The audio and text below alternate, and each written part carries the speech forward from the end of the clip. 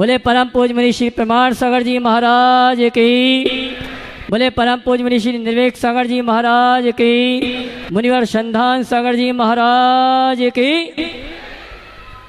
देवी अहिल्या की नगरी मालवा की शान, मध्य प्रदेश की आर्थिक राजधानी इंदौर के आचार्य श्री विद्यासागर सभागार से अनंत चतुर्दशी के पावन अवसर पर और पूर्णिमा के पावन प्रसंग पर हम और आप टीवी चैनल का बहुचर्चित विश्व की शंकाओं का समाधान गुरुमुख से प्राप्त करें। उसके पूर्व जिनवाणी चैनल के माध्यम से जिस कार्यक्रम को देख सुन रहे हैं उन सभी का और यहाँ पर उपस्थित समस्त श्रावक श्राविकाओं का धर्म प्रमाण समिति के साथ साथ सकल दिगंबर जैन समाज हार्दिक अभिनंदन स्वागत करता है। चलते हैं प्रतिदिन की भांति परम पूज्य मुनिवर के स्त्री वंदन करते आशीर्वाद प्राप्त करेंगे और निवेदन करेंगे शंका समाधान के कार्यक्रम के लिए दोनों हाथ जोड़ लेंगे श्रीफल बनाते हुए और मेरे साथ बोलेंगे हे मुनिवर नमोस्तो, हे गुरुवर नमोस्तो, हे मुनिवर नमोस्तो। और आइए गुरुवर के आशीर्वाद से हम और आप अपनी शंकाओं का समाधान प्राप्त करें। उसके पूर्व मैं उन सुधी श्रावक परिवारों के नामों की घोषणा करूंगा जिन्होंने प्रेरणा लेके गुणायतन से जुड़ने का और जुड़वाने का प्रयास किया है। निर्माण निधि में सीए अविका जैन, सीए प्रासु जैन इंदौर, श्री संजय कुमार जी, सोनम जी, साक्षी सजल संयम सागर, श्रीमती कुसुम जी, धर्मपत्नी हेमंत जैन इंदौर, राजश्री सुनील कुमार जी, सुजीत रश्मि कायरा काशीवाल औरंगाबाद। तालियां बजा के सम्मान करेंगे। अनिल हीरालाल जी शाह, स्मिता अनिल जी, जिनेश अनिल शनवेदी कौशल ठाणे, श्रीमती शकुंतला दिनकर राव किरकिरे भुसावल। और इसी क्रम में कुमारी आर्या राहुल पहाड़िया, मास्टर आर्यम राहुल पहाड़िया इंदौर, श्रीमती साधना सुधीर जैन दिवाकीर्ति विदिशा, श्रीमान अशोक कुमार जी जयपुर, श्री मनीष त्रिलोकचंद जी बोहरा दुर्ग, श्री मनीष सारिका टोंगिया तिशा ध्रुविल टोंगिया इंदौर, श्रीमान नीलेश जी जैन। ये सभी निर्माण मित्र के रूप में गुणायतन से जुड़ने का अवसर प्राप्त किया है। मैं चाहूँगा जोरदार ताली बजाकर इनका सम्मान करें। और निर्माण मित्र के माध्यम से गुणायतन से जुड़े हैं श्रीमान नीलेश जी, अखिलेश जी उज्जैन, श्री निर्मल कुमार जी, श्रीमती मीना देवी मैताली जैन पटना, श्रीमती मीना महेश चंद जी भूपेश, सचिन प्रियंका खुशबू जैन गंगापुर, श्री सौरभ जी, श्रीमती शिल्पी जैन ग्रंथगाथा जैन इंदौर, श्री अनुग्रह जैन, श्रीमती नीलम जैन, श्री महावीर कुमार सौभाग्यवती जैन सूरत। ये सभी गुणायतन में निर्माण मित्र के रूप में जुड़ने का अवसर प्राप्त किया है। मैं चाहूँगा इनके सम्मान के लिए जोरदार ताली बजाकर इनका सम्मान करें। और निर्माण सारथी के रूप में जिन्होंने जुड़ने का अवसर प्राप्त किया श्रीमती कुसुम ठाई, धर्मपत्नी रवीन ठाई, विनय प्रिशा दिनेश खरोड़ इंदौर, श्रीमती शशि जैन, महावीर जी हरीश रोशनी, मनीष नेहा रत्नेश विधि जैन इंदौर और श्री दीपचंद जी लोहाड़िया, आशा जी लोहाड़ा 12।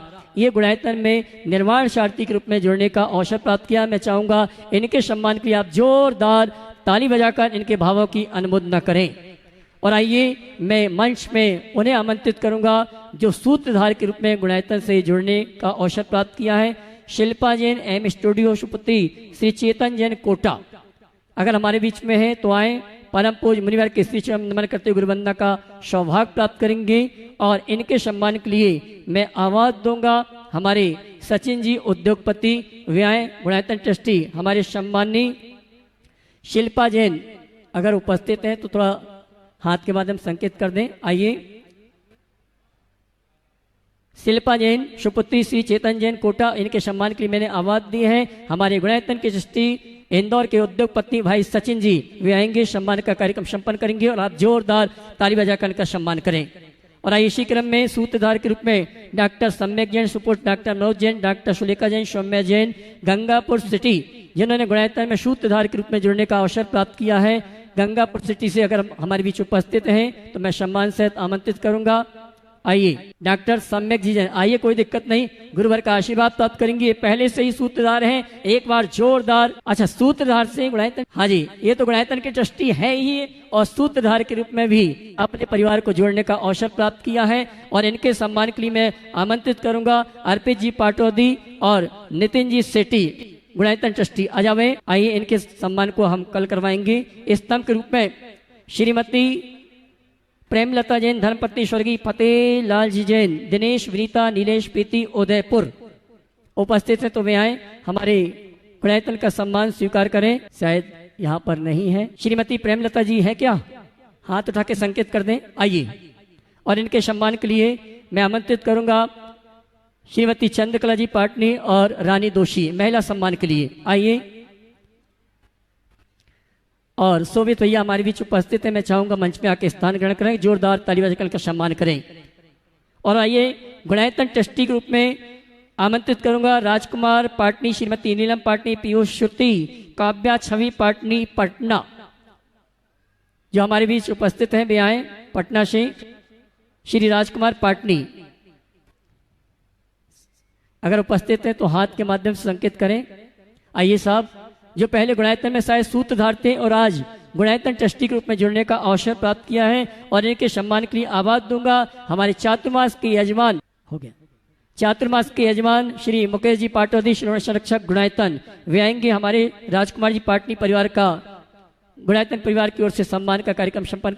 और आइए संरक्षक के रूप में गुणायतन से जुड़ने का अवसर प्राप्त किया है जबलपुर महाकौशल से ब्रह्मचारी शकुंतला जी, श्रीमती शारिका जी, धर्मा जैन, आर्यन, अदिति जैन, पहले गुणायतन ट्रस्टी थे और आज संरक्षक के रूप में गुणायतन से जुड़ने का अवसर प्राप्त किया। अगर उपस्थित हैं तो वे आए, हमारे गुणायतन परिवार का सम्मान स्वीकार करें।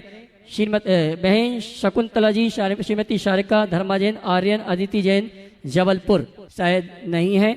और आइए मैं आमंत्रित करूंगा, शायद नहीं है।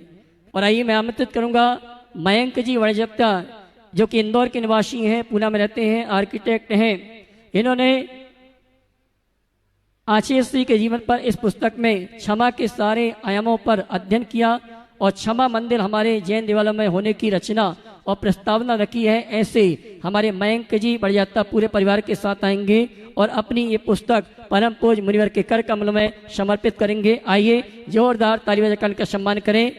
और आइए चलते हैं हम और आप संघ का समाधान के कार्यक्रम के संचालन के आप सभी की ओर से निवेदन करूंगा परम पूज्य मुनिवर संधान सागर जी महाराज से।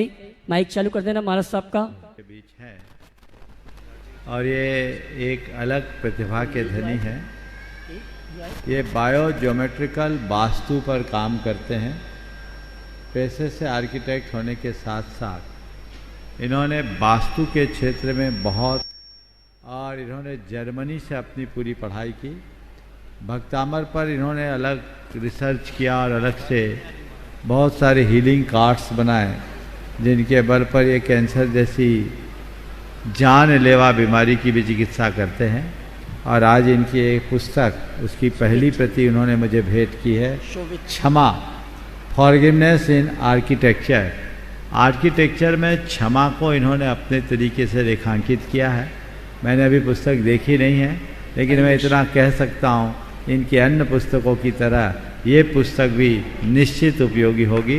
लोगों को ऐसी पुस्तकों का लाभ उठाना चाहिए और ज़रूर इसका प्रयोग करके अपने आप को कृतार्थ करना चाहिए। मेरा बहुत बहुत आशीर्वाद मयंक जी के इस प्रयास के लिए। 10 लक्षण महापर्व में महोत्सव को महामहोत्सव रूप प्रदान किया। मैं आमंत्रित करूंगा पूरे परिवार के साथ श्रीमान मुन्ना जी पहाड़िया कोलकाता। श्रीमान मुन्ना जी पहाड़िया कोलकाता शायद उपस्थित नहीं है। महावीर जी लोहाड़िया सपत्नीक उपस्थित होते हैं, जो कि गुणायतन के श्रोमणी संरक्षक हैं। प्रतिवर्ष मुन्ना जी पहाड़िया के साथ 10 लक्षण महापर्व उपस्थित होते हैं और इनके सम्मान के लिए मैं आवाज दूंगा हमारे महोत्सव कमेटी के अध्यक्ष अशोक जी, स्वागत अध्यक्ष योगेंद्र जी सेठी और साथ में मुकेश जी पाटोदी, ये आएंगे हमारे। और महिला सम्मान के लिए मैं आमंत्रित करूंगा श्रीमती चंदन वाला जी पाटोदी। मुन्ना रीता जी पाड़िया, यदि आवाज सुन रहे हो तो वे भी आ जाएं। श्रीमती चंदन वाला जी आए महिला सम्मान के लिए। और महावीर जी लोहाड़िया कोलकाता। तथापि आपने प्रवचनों के माध्यम से कई उपाय बताए हैं, फिर भी मैं चाहता हूँ ऐसा कोई सरल उपाय या मंत्र दें ताकि मन को वश में करके विशुद्ध रूप से धर्म ध्यान कर सकूं। गुरुवर, मेरी यह भावना भी है कि गुरु चरणों में मेरा मरण समाधि आपके चरण सानिध्य में हो, ऐसी भावना भाता हूँ। नमोस्तु गुरु। बहुत उत्तम भाव है। ये बात सही है कि हम लोग सबसे ज़्यादा पाप अपने मन से करते हैं और मन के पाप को नियंत्रित करने के लिए हमें दो उपाय करना चाहिए। सबसे पहली बात, अपने ध्येय को सामने रखना चाहिए, और दूसरी बात, अपने स्थान और स्थिति का ध्यान रखना चाहिए। ध्येय सामने होगा तो हमारा मन इधर उधर नहीं भटकेगा। हम किस लक्ष्य से आए, हम धर्म स्थान में आए हैं, धर्म करने के लिए आए हैं, धार्मिक भावना से प्रेरित होकर के आए हैं, तो वो चीज़ सामने आने पर चित्त इधर उधर नहीं भटकता।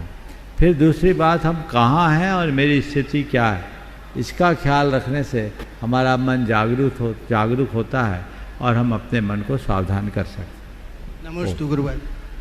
पूर्व न्यायाधीश अखिलेश जी जैन साहब पटना, वे अपना प्रश्न रख रहे हैं और मैं चाहूंगा धर्म प्रभावना समिति के अध्यक्ष से अशोक जी दोषी और नवीन जी महोत्सव अध्यक्ष नवीन जी रोदा वहीं चले जाएं और उनका स्वागत कर दें।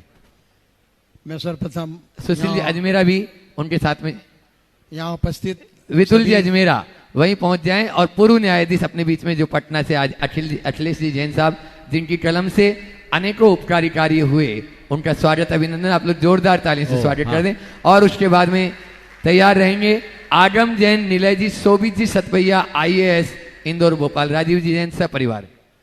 मैं यहाँ उपस्थित सभी श्रावक जनों से निवेदन करूँगा कि हम सब एक बार अपने महावीर के लघुनंदन अपने गुरु के चरणों में 3 बार नमोस्तु नमोस्तु नमोस्तु करके ज्ञापन करेंगे। हे गुरुवर नमोस्तु नमोस्तु नमोस्तु। गुरुवर, मेरी जिज्ञासा है कि सिद्ध शिला पर तिर्यंच, नारकी, मानव या देव कौन पहुंचते हैं, और अरहंत और सिद्ध भगवानों में क्या व्यवहार और निश्चय से अंतर है, और अरहंत हमारे सब सिद्ध हो चुके हैं फिर भी हम उन्हें अरहंत के रूप से पूजन क्यों करते हैं? बहुत अच्छा। पहले तो मैं चाहूँगा एक बार अखिलेश जी का जोरदार अभिनंदन करिए। ये बिहार सरकार में लॉ सेक्रेटरी रहे और उसके बाद पटना उच्च न्यायालय में जस्टिस रहे हैं, और वर्तमान में जैन होने के उपरांत हिंदू धार्मिक न्यास बोर्ड के चेयरमैन हैं, जो अपने आप में बहुत महत्वपूर्ण स्थान है। वहाँ के हजारों, पूरे बिहार राज्य के जितने भी हिंदू धार्मिक संस्थान हैं, उन सब की कमान आज अखिलेश जी के हाथ में है, जो अपने आप में बहुत बड़े गौरव का विषय है। आपने जो सवाल किया है कि सिद्ध शिला में देव, नारकी, मनुष्य और तिर्यंच में कौन जा सकता है। देखिए, सिद्ध शिला में अगर देखा जाए तो सिद्धालय में तो केवल मनुष्य जा सकता है, जो पंचम गति को प्राप्त करते मुक्त होते हैं। तो और ऐसे देखें तो एकेंद्रीय सारे लोक में है, उस अपेक्षा से तिर्यंच भी वहाँ पहुँच सकते हैं। आपने पूछा है केवल ज्ञान और अरहंत और सिद्ध भगवान में क्या अंतर, व्यवहार निश्चय और व्यवहार में क्या अंतर है। अरहंत भगवान जीवन मुक्त है, सिद्ध परमात्मा देह मुक्त कहलाते हैं। जीवन मुक्ति और देह मुक्ति में क्या अंतर? आप तो जस्टिस रहे, किसी को कारावास रहा और उसे दोष मुक्त घोषित किया गया। जैसे ही दोष मुक्त घोषित किया जाता है, वो व्यक्ति अपने आप को मुक्त अनुभव करने लगता है। जेलर का अब उस पर कोई अनुशासन भी नहीं रहता, पर अभी जेल में है क्योंकि अदालती फॉर्मेलिटीज़ कुछ बाकी है। जब तक फॉर्मेलिटीज़ पूरी नहीं होगी वो जेल से बाहर नहीं आ सकता। इसी तरह अरहंत अवस्था देह के कारागार से मुक्ति की घोषणा है, और सिद्ध अवस्था उस कारागार से बाहर निकलना है, देह मुक्त होना है। आगम जी जैन, नीलय शोभित सतभैया IAS और राजीव जैन IRS यहाँ पर उपस्थित हैं। जोरदार ताली से उनका भी स्वागत कर दें। और चाहूँगा धर्म प्रभावना समिति के पदाधिकारी, इस पूरे महोत्सव के मुख्य यजमान मुकेश चंदनवाला पाटोदी, और साथ में ही विपुल जी अजमेरा, वहीं जाकर उनका स्वागत अभिनंदन कर दें। गुरुदेव के चरणों में त्रैबार नमोस्तु। गुरुदेव, उत्तम सत्य धर्म का जो अर्घ चढ़ाते हैं, गुरुदेव उत्तम सत्य धर्म का जो अर्घ चढ़ाते हैं उसमें उल्लेख आता है, वसु झूठ सेती नरक पहुंचा, सुरग में नारद गया। इसका कथानक गुरुदेव पद्म पुराण में आता है, जिसमें राजा वसु जो है बाध्य होता है, धर्म संकट में होता है, क्योंकि उसने गुरु माता को वचन दिया है। तो उस वचन की एक तरफ पूर्ति है, दूसरी तरफ सत्य बोलना है। गुरुदेव, इस तरह के धर्म संकट में जीवन में कभी फंसे तो कैसे इस तरह के संकटों से निकलना चाहिए? देखिए, वसु ने झूठ बोला इसलिए नरक नहीं गया। वसु के झूठ के कारण कईयों का नरक खुल गया, समझ गए? तो वो झूठ से मुक्त होता तो वसु नरक नहीं जाते। उसने एक छोटा सा झूठ बोला कहने को, अजैर अष्टभ्यम का अर्थ दूसरा कर लिया। अगर उस समय वो गुरु के मोह में नहीं रहता, गुरु माता की मोह करने की अपेक्षा गुरु वचनों का अनुराग रखता तो कुछ नहीं। तो मैं सबसे कहता हूँ, जब धर्म संकट हो, और वह भी तब जब एक तरफ धर्म हो और एक तरफ भावना, तो भावना को गौन कर धर्म का पक्ष लेना चाहिए, तभी आगे बढ़ सकते। नमोस्तु गुरुदेव, नमोस्तु। राजीव भैया पूछ रहे हैं कुछ? हाँ। गुरुवर के चरणों में नमोस्तु नमोस्तु नमोस्तु।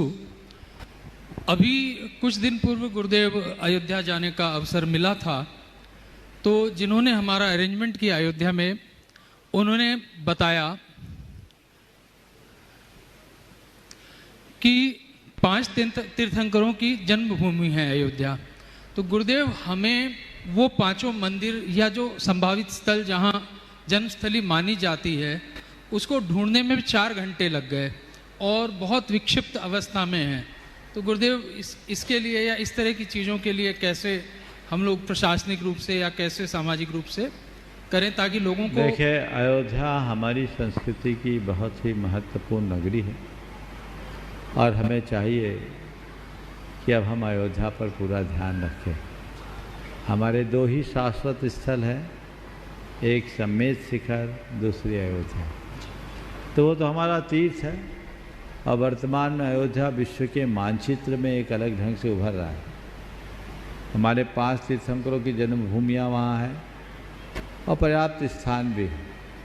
हमें उनको विकसित करने की एक कारगर योजना बनानी चाहिए, और आज टेक्नोलॉजी से जोड़कर उसे इस तरीके से बनाना चाहिए कि किसी को खोजने के लिए परेशान ना होना पड़े। सबसे पहला काम तो उनकी लोकेशन को गूगल से रजिस्टर्ड करना चाहिए। ये काम बहुत आसानी से किया जा सकता है, इसे तो आप लोग घर बैठे भी कर सकते हैं। और फिर साथ ही उसके डेवलपमेंट की कार्य योजना बनाई जाए।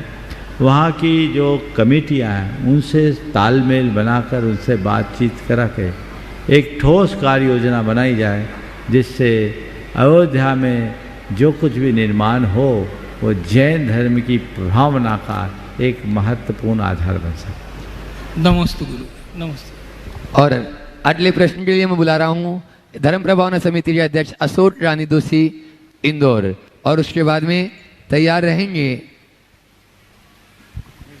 मुन्ना जी पहाड़िया, कोलकाता। आ जाओ, आइए मुकेश जी। हाँ, करो प्रश्न जल्दी। परम पूज्य मुनि श्री प्रमाण सागर जी महाराज के चरणों में सशत वंदन, मुनि संघ के चरणों में सशत वंदन। क्षुल्लक जी को इच्छामी। महाराज श्री, सबसे पहले तो मैं जितने श्रावक संस्कार शिविर में आए हुए भाई बहन हैं उनसे मैं निवेदन करता हूं कि आपके आवास, निवास, भोजन व्यवस्था, वित्त, द्रव्य सामग्री, पूजन आदि में जो भी असुविधा हुई है उसके लिए धर्म प्रभावना समिति आपसे करबद्ध विनय पूर्वक उत्तम क्षमा याचना करती है। आप सबको भी हम क्षमा करते हैं, लेकिन आपसे कोई गलती नहीं हुई है। धर्म प्रभावना समिति का पहला शिविर था। अब आगे जो भी शिविर होंगे महाराज श्री के सानिध्य में निश्चित रूप से हम परिपक्व अब हो गए हैं, ऐसा हमारा सोचना है। इसलिए धर्म प्रभावना समिति की ओर से आप सभी को थोड़ी सी भी असुविधा हुई हो तो हम उत्तम क्षमा आपसे चाहते हैं, क्योंकि कल सुबह आपका पालना होगा, उसके बाद में शायद सम्मान समारोह है, तो उसके बाद शायद विदा समारोह होगा, तो हो सकता है आपसे अब ये मिलने का मौका नहीं मिले, इसलिए कल का जो है आज हम हमारी ओर से कर लेते हैं। धन्यवाद। महाराज श्री, निवेदन ये है कि अभी चिद्रूप सागर जी ने कुछ दिन पहले, 2-3 दिन पहले एक प्रवचन दिया था, उसमें बोला था कि महाराज से आचार्य श्री का 2 चतुर्मास इंदौर में हो चुके हैं। जब आचार्य श्री के 2 चतुर्मास हुए हैं तो मेरा निवेदन आपसे यह है कि कम से कम आपके 5 चतुर्मास इंदौर में होना चाहिए, कम से कम। तो ये पहला तो हमारा ट्रायल में है। जब कोई चीज़ बड़ी होती है ना तो महाराज जी एक ट्रायल हो जाती है उसकी पहले, तो ये चतुर्मास तो हमारा ट्रायल वाला है, बाद में फिर हमारा ओरिजिनल चतुर्मास होगा। गुणायतन की प्रतिष्ठा के बाद जो सबसे पहला चतुर्मास है वो इंदौर शहर में है। वो इसलिए भी होगा कि महाराज श्री यहाँ पे गुणायतन का एक प्रोजेक्ट भी आ सकता है एजुकेशन का, और यहाँ पे सबसे ज़्यादा ट्रस्टी है, सबसे ज़्यादा आपके प्रामाणिक ऐप से जुड़े हुए हैं सारे लोग हैं। तो हिंदुस्तान में सबसे ज़्यादा, यार पूरे भारत में सबसे ज़्यादा हिंदुस्तान में अगर जुड़ा हुआ है तो इंदौर शहर जुड़ा हुआ है। इसलिए आपसे निवेदन है कि हमें कम से कम 5 चतुर्मास दे, 5 में से 3 तो मिलेंगे, ऐसा मेरा सोचना है। निवेदन। दूसरा महाराज श्री एक निवेदन ही है, कोई सवाल भी है कि निवेदन? एक निवेदन सुन लो आप, 2-3 निवेदन है। एक निवेदन ये है कि यहाँ पे तुकोन समाज समोसरण मंदिर में परसों 19 तारीख को सुबह क्षमा याचना है, तो हम सब चाहते हैं तुकोन समाज के अध्यक्ष भी। वो तो हो गया, आशीर्वाद दे दिया, आप तो सवाल करो जल्दी। आशीर्वाद दे दिया सर। हाँ चलो। महाराज श्री सवाल ये है कि अभी सितंबर में मेरा 4 सितंबर को छवि दोषी का जन्मदिन गया, फिर मेरा गया, फिर अशोक भैया का गया, तो सारे जन्मदिन काफ़ी सितंबर महीने में गए हैं। तो जन्मदिन से मेरा लेकर एक प्रश्न है महाराज जी कि सब लोग कहते हैं कि जीवन एक बार मिलता है, और इसके ऊपर कई फिल्में बन चुकी है, ज़िंदगी मिलेगी ना दोबारा, कई गाने हैं, लेकिन मेरा ऐसा मानना है कि ज़िंदगी तो रोज़ मिलती है, लेकिन मौत एक बार मिलती है सिर्फ। तो जो रोज़ हमें ज़िंदगी मिलती है या जो जीवन हमारा शेष रह गया, हम कैसे अपने परिवार, समाज, धर्म और राष्ट्र को समर्पित करें अपने गुरु के सानिध्य में या अपने गुरु के निर्देशन में। नमस्ते, मार्गदर्शन करें। हो गया, बिल्कुल हो गया। अभी एक चतुर्मास हुआ नहीं, 5 की बातें करने लगे। पहले ये तो होने दो भैया, ये तो हो जाएगा महाराज जी। अभी तो आधा हुआ है, आधा हुआ है, ठीक है, पूरा होने दो, है ना, तब पता लगेगा कि तुम्हारे नंबर कितने आते हैं। ठीक है महाराज जी। और उसके बाद फिर तय होगा कि क्या गुना भाग तुम्हारा होता है। निश्चित भावनाएं आप लोगों की प्रबल है और ऐसी भावनाएं होनी भी चाहिए। आज रहा सवाल कि जन्मदिन और मरण का दिन, बात सही है, जन्म तो जीवन रोज मिलता है, मृत्यु एक दिन ही आती है, और उस एक दिन की मृत्यु को ठीक करने के लिए पूरे जीवन को ठीक से जीना चाहिए। जो व्यक्ति ढंग का जीवन जीते हैं वही ढंग से मर पाते हैं। जिनकी ज़िंदगी बेढंगी होती है उनकी मौत भी बेढंगी होती है। इसलिए हमें चाहिए कि हम ढंग से जी सके और ढंग से मर सके, जीवन की इस यथार्थ को सामने रख करके चले जिससे जीवन की बेहतरी बनाई जा सके। जिनको 10 दिन तक लगातार आप महाराज जी बहुत लाइन है महाराज जी, एक ओम बस बहुत अभी अतिक्रमण नहीं करो, बहुतों की लाइन लगी आज। जिनको 10 दिन तक आप लोग लगातार सुनते रहे और न केवल वो इसी वर्ष अपितु विगत कई वर्षों से अपना समर्पण भाव गुरु चरणों में प्रस्तुत करते हैं, ऐसे मुन्ना जी, रीता जी पहाड़िया के लिए जोरदार तालियां, जिनके मधुर कंठ का आनंद अपन सबने लिया। आ जाएंगे वे, और उनके सम्मान के लिए मैं आमंत्रित कर रहा हूँ अपने धर्म प्रबंधन समिति के महामंत्री हर्ष तृप्ति जैन, और साथ में ही मुख्य संयोजक रमेश प्रभा देवी निर्वाणा, और उनके साथ में रहेंगे अरियंत भैया बड़वानी और हर्ष जी दिल्ली। सभी आ जाएं और आप लोग तालियों के साथ में उनका सम्मान करेंगे। नमोस्तु। और इसके बाद में तैयार रहेंगे नवीन जी गोदा इंदौर। नमोस्तु भगवान, नमोस्तु भगवान। इच्छामि महाराज श्री। महाराज श्री, मैं जब प्रभु भक्ति करता हूँ तो मुझे बहुत आनंद आता है, किंतु मेरे को कोई प्रभु भक्ति करने में टोक देता है तो मेरे संकल्प विकल्प हो जाते हैं। मैं क्या करूं, आप ही बताइए। देखो, भक्ति का मतलब यही है कि भक्ति करो तो ऐसे भक्ति करो कि कोई कुछ बोले सुनाई ना पड़े। अगर सुनाई पड़ रहा है तो हमारी भक्ति कहाँ है? वो कहानी है ना, एक प्रेमी अपनी प्रेमिका की खोज में जा रहा था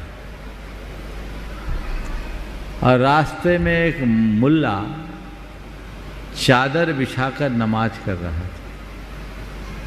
अब वो अपनी प्रेमिका में मगन था। अचानक उसके पैर उसकी नमाज की चादर में पड़ गए। उसने कहा, हद हो गई, तू देखता नहीं मैं खुदा से अरदास कर रहा हूँ, नमाज पढ़ रहा हूँ, अब तूने मेरी चादर खराब कर दी। तो उसने कहा, मुझे नहीं मालूम, मैं तो अपनी प्रेमिका को प्रेमिका की ध्यान में था तो मुझे कुछ दिखाई नहीं पड़ा, पर मुझे समझ में नहीं आया कि आप खुदा के ध्यान में थे, तो मैं कैसे दिख गया। समझ गया। तो पहली कोशिश ये होनी चाहिए कि हम अपनी लीनता बढ़ाएं। दूसरी बात, भक्ति करने वाले को अपने जीवन की सहजता बढ़ानी चाहिए। एक बात गांठ में बांध लो, आकुलता दुख का कारण है, इसलिए आकुलता मुक्त जीवन जीने का अभ्यास करो। परिणामों को स्थिर बनाने की कोशिश करनी चाहिए।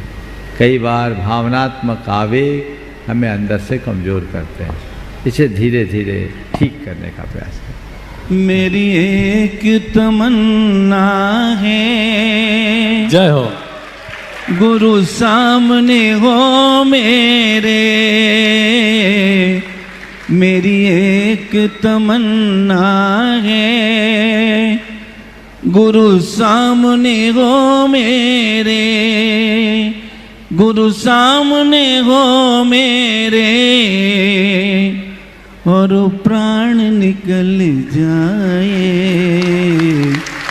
गुरुवर तेरे चरणों की मुझे धूल जो मिल। चलिए आगे। हाँ। धर्म प्रभावना समिति के महोत्सव अध्यक्ष नवीन आनंद जी जैन गोदा, वो अपना प्रश्न रखे। उसके बाद में नीरज जी जैन एडवोकेट इंदौर, तैयार रहें।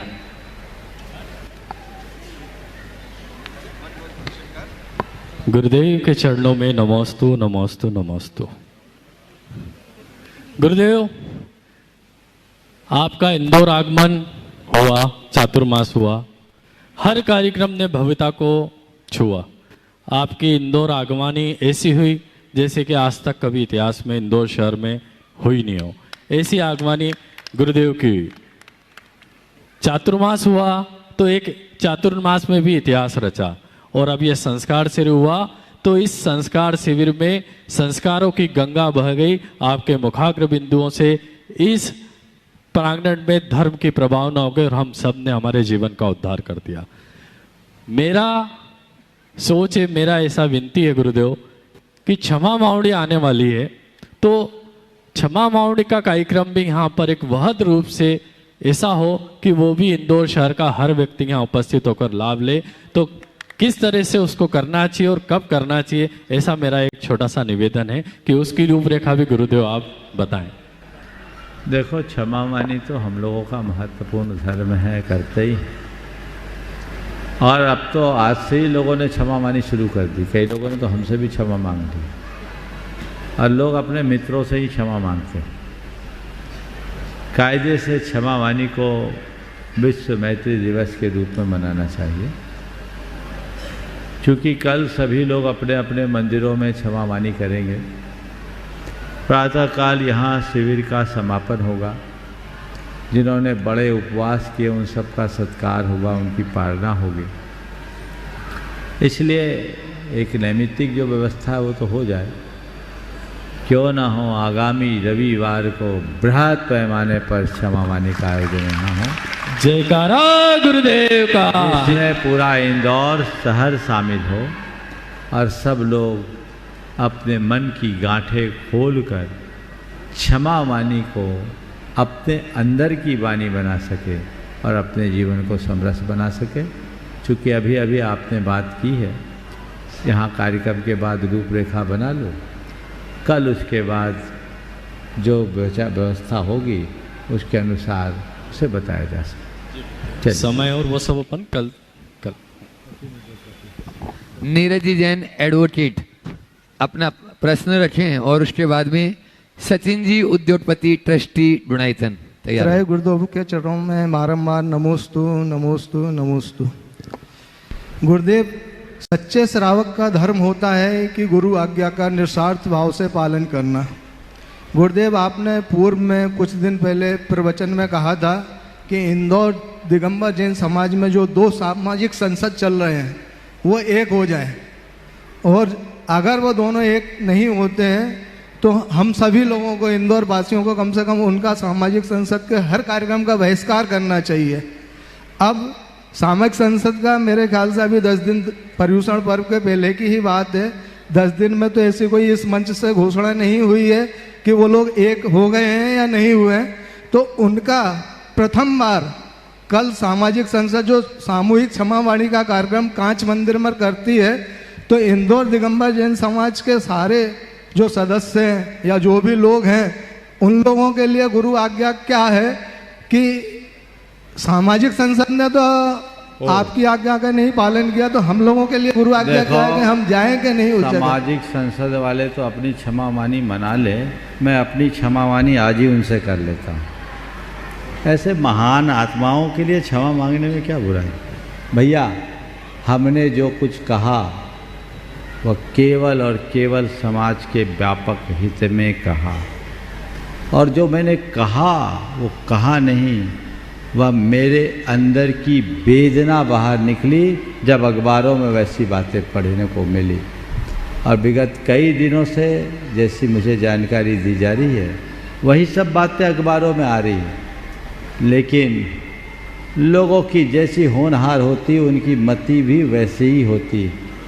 जिनकी होनहार खराब होती है उनकी मति कभी अच्छी नहीं हो सकती, और वो लोग अपने लाइन में चल रहे हैं। मेरा तो प्रयास है, एक सत प्रयास है, मेरा कोई अपना इशू नहीं, लेकिन मैं ये चाहता हूँ कि समाज में ये सब चीज़ें समाप्त होनी चाहिए, और ये सब चीज़ें तभी समाप्त होगी जब समाज जागरूक होगी। मेरा मानना है कि हमारी समाज तो बहुत अच्छी समाज है, बड़ी प्रबुद्ध और समर्पित समाज है, बस चंद लोग ही समाज की सारी व्यवस्थाओं को उलट पलट कर देते हैं। मैं भगवान से प्रार्थना करता हूँ जो लोग समाज में उलट पलट करते या कर रहे हैं उनकी बुद्धि पलट जाए, उनकी बुद्धि पलट जाए, ताकि ये सारा उलट पलट खत्म हो और लोग नेक रास्ते पर चलकर समाज को आगे बढ़ा सके। ये सत्प्रयास और प्रयत्न सबका होना चाहिए। जहाँ तक मेरी बात है तो मैंने तो जो बात उस दिन कही आज भी वही बात कह रहा हूँ कि सबको एक बनना चाहिए और नेक बनना चाहिए, और हर नेक आदमी को एकता के लिए ही सत्प्रयत्न करना चाहिए। बाकी उनकी वो जाने, मुझे जो कहना था सो कह दिया, और जब अभी भी मैं आशान्वित हूँ, आवश्यकता पड़ेगी तो फिर कहूँगा, लेकिन इतना जरूर कहूँगा सबको सन्मति दे भगवान। समझ गए? सबको सन्मति हो। समाज को खुद से तय करना चाहिए कि हमें क्या करना है।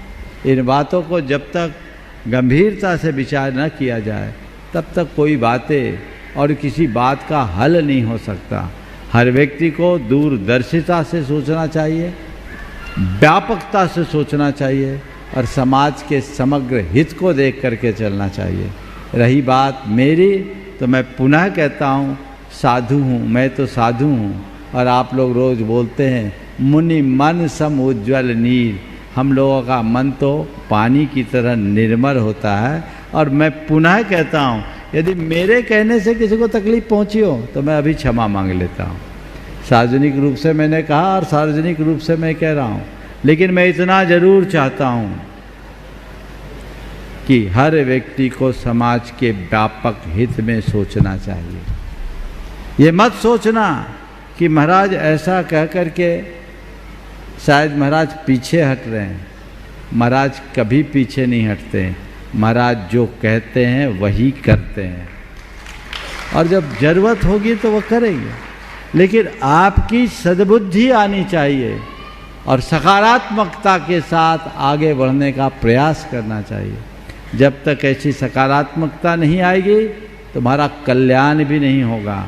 इस बात को सदैव ध्यान में रखना चाहिए, और मैं सबसे ये कहता हूँ समाज के व्यापक हितों को ध्यान में रखे और उसे संरक्षित करते हुए आगे बढ़े, और समाज को भी चाहिए कि समाज के व्यापक हितों को साधने वालों का ही साथ दे। सचिन जी उद्योगपति, ट्रस्टी डुनाइतन, और उसके बाद में तैयार रहेंगे विजय जी सरावगी, पूज्य गुरुवर के अनन्य भट्ट कोलकाता से जो शिरोमणि संरक्षक हैं, गुणायतन की।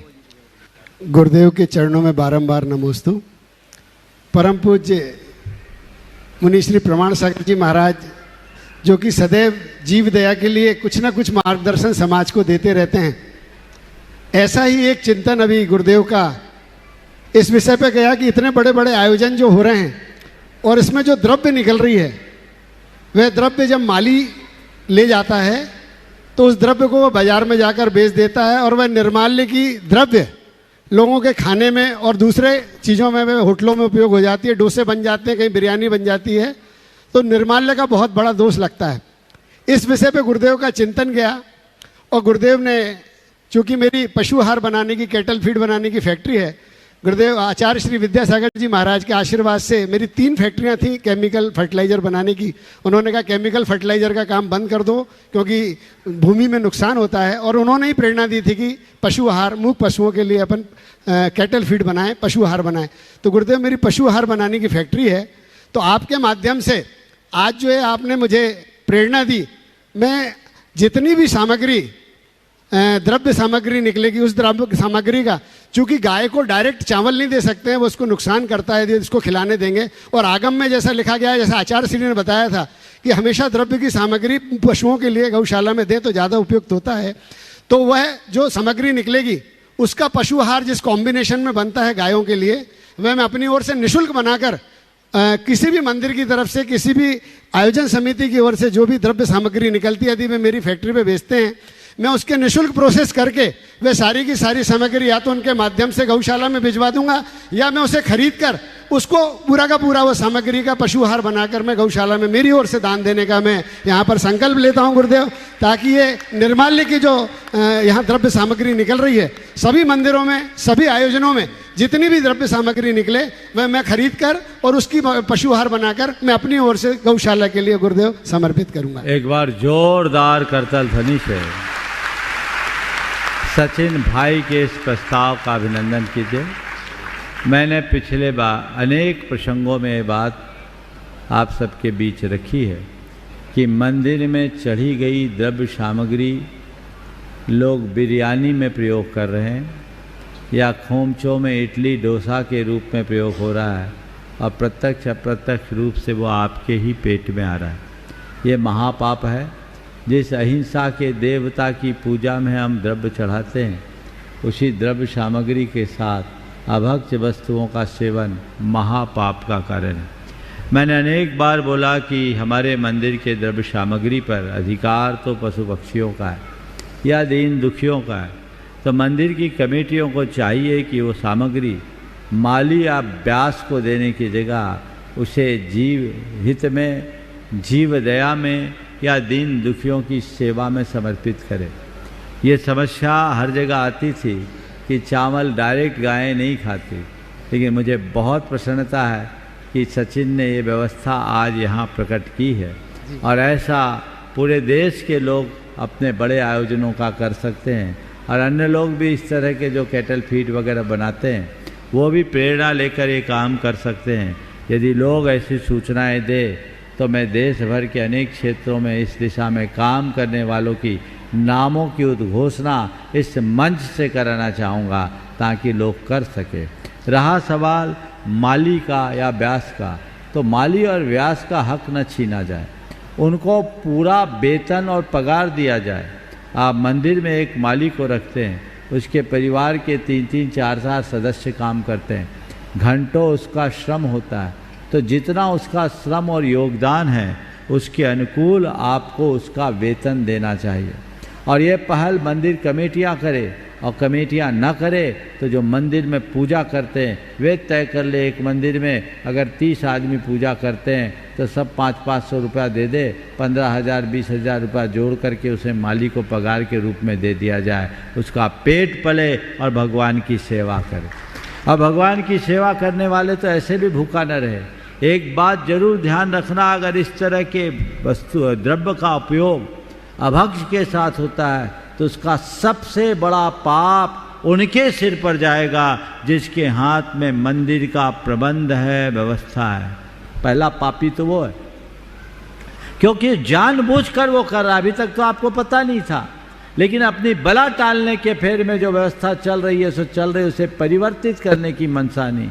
ये कितना बड़ा पाप है, कल्पना करो। उस पाप को रोकने का ये तरीका है। हम पक्षियों के लिए दे सकते हैं, पशुओं को दे सकते हैं, कैटल फीड के रूप में दे सकते हैं। ये प्रक्रिया बहुत अच्छी है। धर्म प्रभावना समिति ने तो इसकी शुरुआत कर दी है और सचिन भाई का बहुत बड़ा योगदान है। गौशालाओं को अप्रत्यक्ष बहुत बड़ा सहयोग इससे मिल सकता है, जीव दया का कार्य भी इससे हो सकता है। इसलिए जितने लोग पूजा पाठ करते हुए, जिनके हाथ में मंदिरों की व्यवस्था है, वे ये करें। और जिस मंदिर में आप पूजा करते हैं अपने पदाधिकारियों से बोलिए कि ये व्यवस्था बदलिए, इसमें पाप है, उनको समझ में आना चाहिए। बहुत से लोग इस कार्यक्रम को देखते और सुनते होंगे और बहुत सारे लोग हैं जिनके हाथ में मंदिरों की व्यवस्था पर उन्हें इन सब चीज़ों को सुनने का अवसर नहीं है। उन तक ये बात सुनाइए, उन्हें बताइए कि ये बात जो कही जा रही है इसको तटस्थ भाव से सोचो, किस पाप का भागीदार कौन है। तुम्हारा बहुत बड़ा योगदान है मंदिर के प्रबंध और संचालन में, लेकिन उसके साथ केवल पुण्य आना चाहिए, पाप नहीं। ये पाप आ रहा है, इसका जिम्मेदार कौन होगा? जिसके नेतृत्व में और जिसके अधिकार में मंदिरों की व्यवस्था है, पुण्य का भागी भी वही बनेगा और पाप का भागीदार भी वही होगा। इसलिए आप सब आज अच्छे से सुन लो। महिलाओं से भी कहता हूँ, अगर तुम्हारे पति लोग मंदिरों की व्यवस्था करते हैं तो उनको बोलो पहले निर्माल और देव द्रव्य की व्यवस्था सुनिश्चित करो। हम इस पाप से बचना चाहते हैं, हम अपने परिवार को कलंकित नहीं होने देना चाहते, तब परिवर्तन आएगा।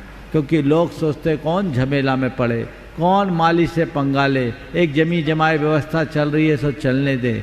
लेकिन जब तक आप लोग जागरूकता के साथ आगे नहीं आएंगे तब तक इस पाप की परिपाटी को रोक पाना संभव नहीं होगा।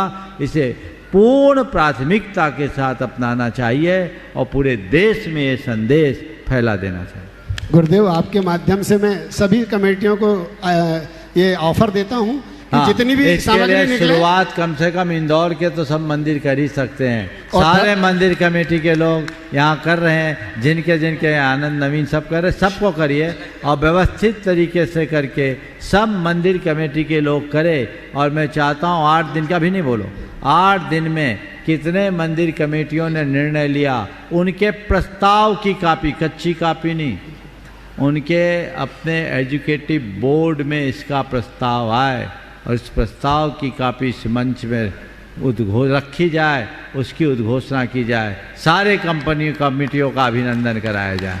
ये शुरुआत हो इंदौर से, अगर इसकी शुरुआत होती है तो देश में एक बहुत अच्छा संदेश जाएगा। गुरुदेव, सबसे पहली शुरुआत तो आज यहीं से, इस मंच से ही हो गई है। 8 टन के करीब द्रव्य यहाँ के जो इस श्रावक संस्कार शिविर के निकली, वह शिविर प्रोसेस होने के लिए आज फैक्ट्री में चली गई है और 1 या 2 दिन में उसकी कैटल फीड बनाकर गौशाला में भिजवा दी जाएगी। निःशुल्क, बहुत सुंदर। गुरु चरणों के अनन्य अनुरागी विजय जी सरावी कोलकाता शिरोमणि संरक्षक गुणायतन, वे अपना प्रश्न रखें और उसके बाद में सुरेश जी अजमेरा दिल्ली शिरोमणि संरक्षक गुणायतन। गुरुदेव के चरणों में मेरा सहपरिवार एवं समस्त कोलकाता समाज का बारंबार नमोस्तु। गुरुदेव, भौतिक जगत के चकाचौंध के बीच मोबाइल एवं OTT के इस युग में युवा पीढ़ी के लिए मन को वश में करके प्रभु चरणों में लगाना बड़ा ही कठिन है। इस स्थिति में युवा पीढ़ी मन को कैसे मनाए एवं धर्म के मार्ग पर कैसे लगाए? युवा पीढ़ी को हम चकाचौंध से कैसे बचाएं और धर्म के मार्ग में कैसे लगाएं? हमें चाहिए कि युवा पीढ़ी को हम थोड़ा मनोवैज्ञानिक ढंग से समझाएं, उनके दिल दिमाग में ये बात बिठाल दें, बिठालने का ऐसा प्रयास करें कि धर्म केवल पूजा पाठ की क्रिया नहीं, ये हमारे जीवन के प्रबंध का विज्ञान है। उनको हम अपने जीवन के मैनेजमेंट से जोड़ें और उन्हें बताएं कि अपने इनर मैनेजमेंट के लिए धर्म कितना ज़रूरी है। अपने इमोशंस पर कंट्रोल रखना, अपनी बैड हैबिट्स को कंट्रोल करना, हमारे जीवन के लिए कितना ज़्यादा जरूरी है। चिंता मुक्त और तनाव मुक्त जीवन जीने के लिए धर्म हमारे लिए कितना बड़ा आधार बन सकता है, कितना सबल आलम्बन बन सकता है। ये बात जब हम आज के नई पीढ़ी को समझाते हैं और बहुत तार्किक और मनोवैज्ञानिक तरीके से जब उनके दिल दिमाग में बिठा देते हैं, तो उनके हृदय में धर्म के प्रति सहज आकर्षण होता है और यही आकर्षण उसे धर्मानुरागी बनाता है और वो आगे बढ़ता है। हम लोगों की कमी है कि हम धर्म के असली तत्व को तो बता नहीं पाते, बस ये करो वो करो, ये ना करो वो ना करो, कुछ आदेश और कुछ वजनाएं उन पर थोप देते हैं। ये चीज़ें एक बड़ी भूल है। धर्म आदेश और वजनाओं से नहीं पलता, धर्म चेतना के जागरण से पनपता है। उनके अंदर वैसा जागरण जगाए जो उनको रूपांतरित करे, जीवन में व्यापक बदलाव होगा। मेरी यही कोशिश होती है और इस कोशिश के साथ जब कोई जुड़ते हैं तो उनमें एक बहुत अच्छा जुड़ाव होता है, बहुत अच्छी बाइंडिंग होती है और वो खुद के साथ एक अच्छा कमिटमेंट कर पाते हैं जिससे जीवन बेहतर है। नमस्ते। सुरेश जी अजमेरा दिल्ली जो शिरोमणि संरक्षक गुणायतन, उनके सम्मान करने के लिए मैं आमंत्रित करूंगा। जो धर्म की प्रभावना में तन मन धन से लगे हैं, ऐसे रितेश जी पाटनी, राहुल जी स्पोर्ट और अविनाश जी प्रवक्ता विदिशा, वे वहीं पर उनका सम्मान कर दें। और सुरेश जी अजमेरा अपना प्रश्न गुरु चरणों में रखें। उसके बाद मनोज जी अनामिका संयुक्त महामंत्री धर्म प्रभावना समिति तैयार रहेंगे। महाराज श्री के पावन चरणों में बारंबार नमस्तु। महिलाओं के सम्मान के लिए तृप्ति जी और चंदन बाला जी वहीं पर है बाजू में, वहीं उनका सम्मान कर दें। हाँ। महाराज श्री, हाँ महाराज जी, एक पुत्र अपने जीवन में ऐसा क्या करे कि माँ बाप के द्वारा किए गए एहसानों के ऋण से मुक्त हो सके? देखिए, पहले तो मैं चाहूँगा एक बार सुरेश जी का जोरदार अभिनंदन करें। इनके बेटे नितिन अजमेरा अमेरिका में रहते हुए नितिन सैफाली बहुत अच्छा काम कर रहे हैं और प्रामाणिक समूह को और गुणायतन के उपक्रमों को वहाँ रहते हुए बहुत अच्छे से बढ़ा रहे हैं। NRI पाठशाला वगैरह जितने भी उपक्रम हैं उनको आगे बढ़ाने में इनका महत्वपूर्ण स्थान है। आपने पूछा एक पुत्र अपने माता पिता के ऋण को कैसे पूरा करे। देखिए, माँ बाप के ऋण को तो ऐसे चुकाया ही नहीं जा सकता। ऐसा लिखा गया है कि धरती के समस्त रचकन और समुद्र के सारे जलकन को एक करने पर भी माता पिता के ऋण को पूरा नहीं किया जा सकता। लेकिन माँ बाप के ऋण को पूर्ण करने के अगर चाहें तो 4 उपाय। पहली बात, अपनी सेवा से माता पिता को प्रसन्न रखकर। दूसरी बात, अपनी उपलब्धियों का श्रेय उनको देकर। कुछ भी उपलब्धि हो, ये आपकी कृपा से हुआ, ये आपकी कृपा से हुआ, ये आपकी कृपा से। तीसरी बात, उनके आध्यात्मिक उन्नति में सहभागी बनकर। उनके आध्यात्मिक उन्नति में सहभागी बने कि अब आप बहुत कुछ कर लिए, आप जो करना है करिए, हम लोगों के लिए आप चिंता मत करिए, आप अपना देखिए। और चौथी बात, अपने आचरण और व्यवहार से उनकी यशक पताका को जगत में फैलाकर। यदि ये 4 बातें अपना ली जाए तो माँ बाप के ऋण को कुछ अंशों में पूरा किया जा सकता। हाँ। मनोज जी अनामिका संयुक्त महामंत्री धर्म प्रभावना समिति, अपना प्रश्न गुरु चरणों में रखें शीघ्रता से। नमोस्तु गुरुदेव। गुरुदेव, विगत 10 दिन पर्युषण महापर्व के हम सभी ने, सभी शिविरार्थियों ने, पूरी धर्म प्रभावना समिति ने, सभी ने बहुत ही अच्छी तरह से तप, त्याग, संयम के साथ व्यतीत किए। आपके 10 दिन के 10 धर्मों पर प्रवचन से हम सभी के जीवन में, हमारी सोच में काफ़ी बदलाव हमने महसूस किया। तत्वार्थ सूत्र की क्लास से हमारे जीवन में प्रभाव पड़ा। गुरुदेव, ये 10 दिन तो हमने बहुत अच्छी तरह से बिताए, लेकिन ये तो साल दर साल होता रहता है। 10 दिन हम अच्छी तरह से बिताते हैं, अच्छे भावों के साथ बिताते हैं, लेकिन 11वें दिन फिर वही उसी जीवन में प्रवेश कर जाते हैं। तो गुरुदेव, हमें आप बताएं कि हम ऐसा क्या करें, किस तरह से इन 10 दिनों के ज्ञान को और चर्या को आगे अपने जीवन में प्रतिस्थापित बहुत कर अच्छा सकें। सवाल किया है। हम तो ये कहेंगे कि 10 दिन में हमने जो जाना, समझा और सीखा, उसके लिए अपने जीवन का अंग बनाने का संकल्प ले लो। यदि सब लोग एक संकल्प ले, ज़्यादा कुछ नहीं, कि अब हमें कुछ नहीं करना, अपनी लाइफ स्टाइल को चेंज करना। 10 दिन जैसे हमने अपनी दिनचर्या बनाई, उसी हिसाब से यथासंभव अपनी दिनचर्या में बदलाव लाए। मानता हूँ रोज़ ऐसा आप नहीं कर सकते, लेकिन जितना बन सके वो करें। और यदि व्यक्ति की सोच में परिवर्तन आ जाए तो जीवन में परिवर्तन तो अपने आप आ ही जाता है। निश्चित जिनके सोच में बदलाव आया है उनमें परिवर्तन आता है और उसका असर भी कालांतर में दिखता, आप सब में भी दिखेगा, ऐसा मुझे पूर्ण विश्वास है। कल शिविर का समापन है। कल प्रातःकाल जितने लोगों ने महा उपवास किए हैं, 32, 16, 10, 8, 5, 3, उन सब का सत्कार होगा और उसी समय कल सबको आशीर्वचन भी मिलेगा। और जैसा अभी क्षमा वाणी की बात की गई, मुझे बताया गया कि 22 तारीख को गोमटगिरी में भी क्षमा वाणी, हाँ, शाम को है। तो ठीक है, अभी बैठ कर के बात कर सकते हैं। प्रातःकाल यहाँ पर उसे आयोजित किया जा सकता है।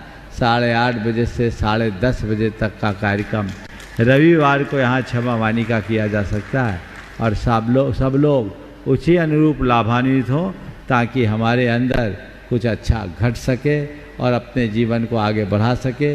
बाकी और जो शेष व्यवस्थाएं आपकी है वो आप बताएंगे। क्षमा वाणी कर दे फाइनल अभय भाई। चलिए, तो 22 तारीख को पूरे इंदौर शहर के स्तर पर इसी स्थान पर क्षमा वाणी का कार्यक्रम 2 बजे नहीं, 8:30 बजे से होगा। पहले प्रवचन होगा, प्रवचन के बाद क्षमा वाणी का अभिषेक और फिर आप लोगों की अपनी दूसरी व्यवस्थाएं। 8:30 से 10:30 बजे तक का लगभग ये कार्यक्रम चलेगा। बोलिए परम पूज्य आचार्य गुरुवर श्री विद्यासागर जी महाराज की। कल भगवान महावीर पर एक फिल्म बनी है जो USA में बनी है, सुरभि पांड्या और चारू जैन और नवीन सेठी के मार्गदर्शन में। तीर्थंकर महावीर एक बहुत अच्छी मूवी है। आरती के उपरांत आप सब जरूर उसे देखेंगे। 3D एनिमेटेड मूवी है। भगवान महावीर के जीवन चरित्र को जानने का अवसर आपको प्राप्त होगा। ऐसे ही ज़्यादातर उपवास है, जाके करोगे क्या, यहीं आनंद लो और सोना तो है। कल का भावना योग नहीं होगा। कल ठीक 6 बजे से अभिषेक शांति धारा की शुरुआत होगी और अभिषेक शांति धारा के उपरांत यहीं पर सत्कार होगा और सत्कार के उपरांत सबसे पहले जब कल सामूहिक पारना है, जिनके दीर्घ उपवास हैं उन सबको एक औषधि दी जाएगी जो उकाली के रूप में होगी। सभी को पहले खाली पेट उसे लेना है और उसके 20 मिनट बाद सबको अपना पारना करना है। वो लेंगे, जिनको 10 दिन का है उन्हें 3-3 पुड़िया अलग से मिल जाएगी और 32 दिन 16 दिन वालों को 5-5 पुड़िया पर्याप्त उपलब्ध है। ये आपके पेट को बहुत व्यवस्थित करेगा और उसी अनुरूप आप लोग अपनी पारना कराइएगा। चलिए ठीक है, आगे। हाँ भैया जी कुछ बता रहे हैं। उसके पहले मेरे पास में 3 यहाँ पर जो है शेयर करेंगे दिनवा की टीम को आज, इसके बाद में, और उसके बाद में दूसरा नाम दिया है यहाँ पे भावना योग का अनुभव श्रीमती सुमन जैन, अन्नकूट कॉलोनी मटरोनिया, और तीसरा भावना योग का जो सेलेक्टेड अनुभव है श्रीमती शशि जैन, भीटन गांव खरगोन। ये 3 जो है अनुभव बहुत सेलेक्टेड है, अच्छे हैं, लिखित में आए हैं। यदि वो खुद बोलेंगे तो अच्छा रहेगा। अभी यहाँ पर सामूहिक 1000 दीपकों से आरती है। पूरे पंडाल की लाइट ऑफ करके आरती होगी। मात्र 10 से 15 मिनट की आरती होगी। उसके पश्चात महावीर भगवान के जीवन चरित्र पर जो पिक्चर है वो दिखाई जाएगी।